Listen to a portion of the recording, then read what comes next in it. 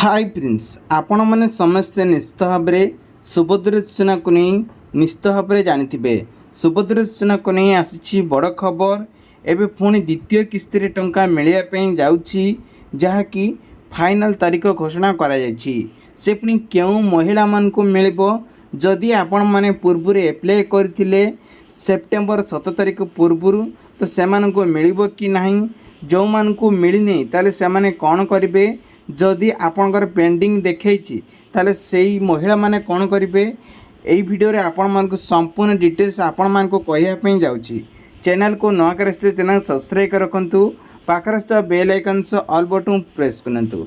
दर्शक बंधु मोहन माझी सरकार घोषणा करिसेंती दशहरार भेटी देवे सुभद्रा योजना को नहीं बड़ घोषणा करी पुणी एवं महिला मान को मिलिबो टंकाटी मिलियो बोली घोषणा करिसेंती। तेबे सेप्टेम्बर 17 तारीख पूर्व जो मैंने सब अप्लाई करते किंबा सेमानकर सब पेंडिंग रही तो सेमान को प्रोसेसिंग पाई एबे पुणी आउ थे प्रधानमंत्री नरेंद्र मोदी एवं मोहन माझी सरकार प्रभाती परिडा एक फाइनल डिसीजन नहीं पुणी एवं द्वितीय किस्ती टंका ट्रांजेक्शन करने जाउछंती। आसंता अक्टोबर 9 तारीख रे सबु हितकारी अकाउंट को मिल 5,000 टंका। कथा रहा प्रथम किस्ती द्वितीय पर्यायर अर्थ प्रदान करेंगे सरकार। प्रथमे बारीपदारू यार शुभारंभ करेंगे मुख्यमंत्री मोहन चरण माझी बोली सूचना देइछंती। यह अक्टोबर 9 तारीख अर्थात दशहरारे महिला अकाउंट को टंका पटेबे राज्य सरकार बोली सूचना देइछंती। एने पूर्व घोषणा कर सारी उप मुख्यमंत्री परिडा।